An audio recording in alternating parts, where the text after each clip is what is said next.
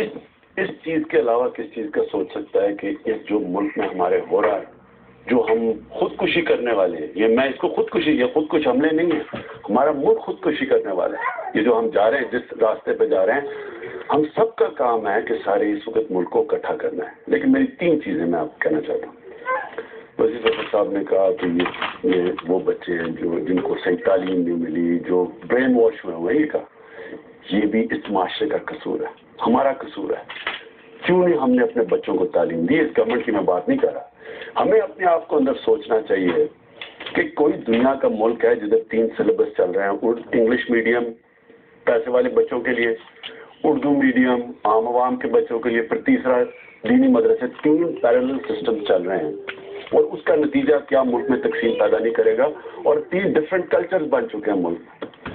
دوسری میری آبزرویشن یہ ہے کہ دنیا کی ہر ہیومن سوسائٹی کے اندر لبرل، ماڈریٹ، اکثریت ہمیشہ ماڈریٹس کی ہوتی ہے، اور انتہا پسند، بنیاد پرست، یہ ہر دنیا کے معاشرے میں۔ ہندوستان کے اندر جن لوگوں نے 3000 مسلمانوں کو گجرات میں قتل عام ان کی 1 لاکھ لوگوں کو ریفیوجیز کیا۔ اسرائیل کے اندر کئی مثالیں ہیں، ایک آدمی نے مسجد میں جا کے 50 لوگوں کو گولی مار دی۔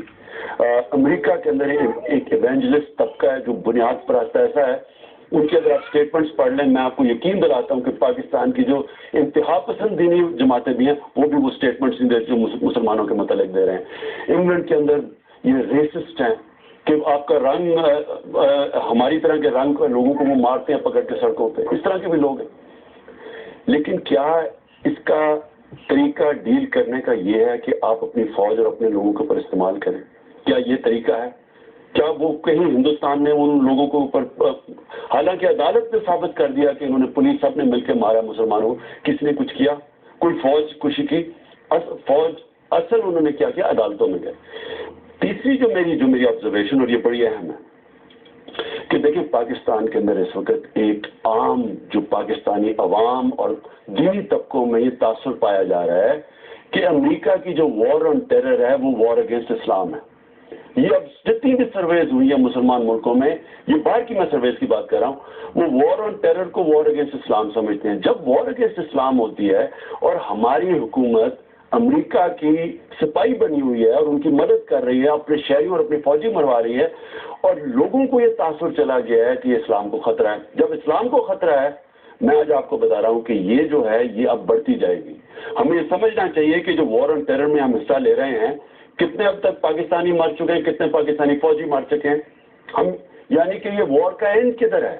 اگر یہ اسلام کے خلاف یہ جو لوگ، یہ جو سارا لال مسجد کا ہوا ہے، اس کی بنیاد تو یہ ہے نا کہ مسجدیں گرائی جا رہی تھی، ان کو خطرہ تھا کہ اسلام کے خلاف جنگ ہے، یہ اسلام کے لیے لڑ رہے ہیں نا۔ اگر یہ جنگ اسلام کے لیے ہو گئی ہماری فوج اور عوام کے بیچ میں جو بڑھتی جا رہی ہے، یہ پاکستان خودکشی کر لے گا۔ یہ فوج اور عوام کے درمیان بڑھتے ہوئے فاصلے کم کرنے کے لیے ضروری ہے کہ ہم اس دہشت گردی کے خلاف جنگ سے باہر نکل جائیں۔ ہم اس کو امریکہ کو سمجھائیں، امریکہ کے غلام نہ بنیں۔ امریکہ کے اگر دوستی کرنی ہے تو دوست اپنی بھی بات بنواتا ہے، وہاں سے جو آرڈر آتا ہے یہ کر دیتے ہیں۔ امریکہ اگر فوج کے ذریعے مسئلہ حل کرنا تھا، عراق میں کیوں نہیں امریکہ ابھی تک جیت چکا؟ 1.5 لاکھ امریکی فوجی ہے، کیا وہاں قتل عام کم ہوئی ہے، کامیاب ہو گیا؟ آپ مل بیٹھ کے بات چیت کرنے کے لیے تیار ہیں اس مسئلے میں؟ میں سمجھتا ہوں کہ اس کے اوپر ہم سب کو، جو بھی اسٹیک ہولڈرز ہیں، سارے پاکستانی، میں تو سول سوسائٹی کی بھی بات کرتا ہوں، سب کو مل کے اس کے اوپر بات کرنی چاہیے کہ یہ جو کورس ہم نے پکڑا ہوا ہے، یہ غلامی کا، وہاں سے آرڈر لیتے ہیں، اپنے شہری اپنے لوگ مروا رہے ہیں، اس کا کوئی اینڈ ہے؟ ٹھیک ہے، کوئی اچھی بات ہے۔